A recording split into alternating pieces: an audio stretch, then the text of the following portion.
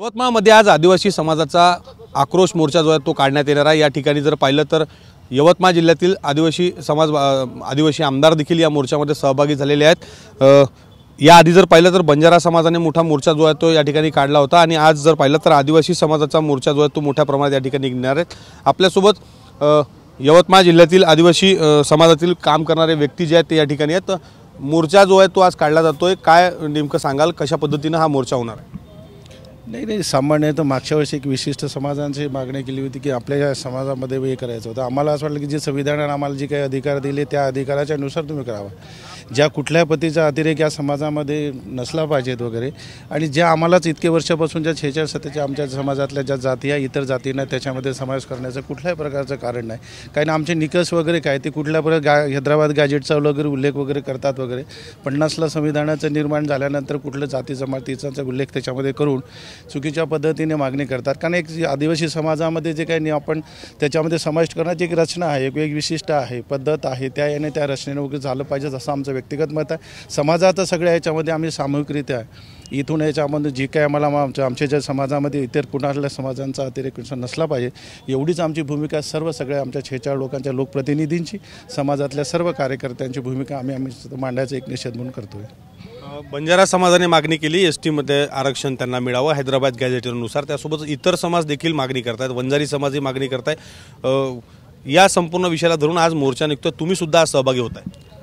संपूर्ण महाराष्ट्रामध्ये मराठा समाजाच्या मोर्चाच्या अनुषंगाने जरांगेंना जे मागणी केली त्या मागणीच्या अनुषंगाने जी काही त्यांची मागणी असेल ती मागणी कशा प्रकारे मंजूर झाली हे मला या ठिकाणी सांगता येणार नाही। परंतु अनुसूचित जमातीच्या 7% रिझर्वेशनमध्ये महाराष्ट्रातली कुठलीच जमात येणार नाही हे आम्हाला माहीत आहे। संविधान लागू झालं तेव्हापासून तर आजपर्यंत स्वातंत्र्याच्या 75 वर्षानंतर आजपर्यंत अनेक जमातीने अनेक जातीने आदिवासीमध्ये समावेश करण्यासाठी मागणी केलेली आहे, परंतु अजूनपर्यंत ती मागणी पूर्ण नाही झाली। अनेक अहवाल, अनेक आयोग, अनेक मिशन, अनेक रिपोर्ट केंद्र सरकारला राज्य सरकारच्या माध्यमातून गेलेले आहे। खास करून ज्या बंजारा समाजाची मागणी ह्या ठिकाणी सातत्याने होत आहे त्या बंजारा समाजाच्या मागणीचा अहवाल 1979 मध्ये आणि आता 2017 दोनदा त्यांचा अहवाल त्या ठिकाणी गेला केंद्राकडे, परंतु केंद्राने तो साफ नाकारला आणि राज्य शासनाने तो मान्य केला। त्यामुळे सातत्याने ती मागणी होणे ही आमच्यासाठी अन्यायकारक आहे। केवळ बंजारा समाजा म्हणूनच नाही, यापूर्वी धनगर समाजाने सुद्धा मागणी केली होती। धनगरांचे मोठमोठे मोर्चे झाले, पण त्या मोर्चाचं निष्पन्न काय झालं? शून्य झालं। कारण की धनगराला सुद्धा या ठिकाणी आरक्षण मिळालं नाही। सुप्रीम कोर्टाने क्लिअर कट आदेश दिलेला आहे की धनगर हे आदिवासीमध्ये येऊ शकत नाही। त्याच प्रकारे अनेक जाती समुदायाचे लोक मागणी करतील, त्यांच्या मागणीला आम्हाला काही घेणदेण नाही, परंतु आदिवासीमध्ये कोणीही येणार नाही ही आमच्या संपूर्ण आदिवासीची मागणी आहे। आमचे महाराष्ट्रातील जे काही 26 आमदार आहे त्या 26 आमदारांचीही एकच भूमिका आहे की महाराष्ट्रातल्या आदिवासीमध्ये ना बंजारा येणार, ना तुमचा धनगर येणार, ना ज्या काही जाती असेल त्यासुद्धा येणार नाही। अशा प्रकारची मागणी घेऊन आम्ही आज यवतमाळ जिल्हा हा आदिवासी बहुल जिल्हा आहे।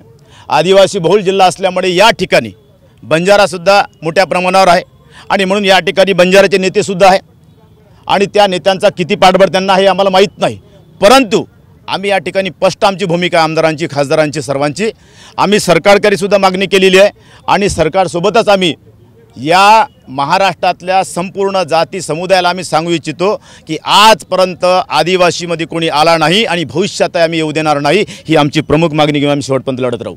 तुम्ही जर पाहिलं तर सत्तेतले आमदार म्हणून ओळखले जातात, भाजपशी संबंधित आहे, सरकार भाजपचं आहे। अशा परिस्थितीमध्ये सरकारवर एक दबाव जो आहे तो विविध समाजाचा आदिवासी समाजामध्ये समाविष्ट करण्याच्या अनुषंगाने होतं। सरकार दरबारी किती हा विषय तुम्ही समाजाच्या माध्यमातून रेटून धरणार? 100% सरकार दरबारी आम्ही हा विषय रेटून धरू। कारण की आत्ताच तुम्हाला सांगितलं मागच्या 24 तारखेला आमची बैठक झाली, त्या बैठकीमध्ये आम्ही सर्व आमदारांच्या सह्यानिशी आम्ही एक पत्र माननीय मुख्यमंत्री महोदयांना दिलेलं आहे आणि मुख्यमंत्री महोदयांनी त्या दिवशी एक उपोषणाला एक संभाषण देताना आपल्याच मीडियाच्या माध्यमातून सांगितलं की अनुसूचित जातीमध्ये अर्थातच आदिवासीमध्ये कुठल्याही जाती समुदायाला येता येत नाही, तशा प्रकारचे निकषसुद्धा नाही आणि असे कितीही उपोषण आंदोलन केलं तरी त्याला काही न्याय मिळणार नाही, अशा प्रकारची स्पष्ट भूमिका सन्माननीय देवेंद्र फडणवीस साहेबांनी केलेली आहे।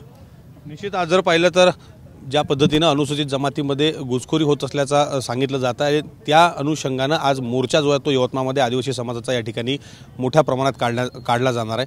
यवतमाळच्या याच पोस्टल मैदानावरून या विराट मोर्चाला जे आहे ते थोड्याच वेळात सुरुवात होणार आहे। कॅमेरामॅन अनिकेत दहातोंडेसह विवेक गावंडे, TV9 मराठी, यवतमाळ।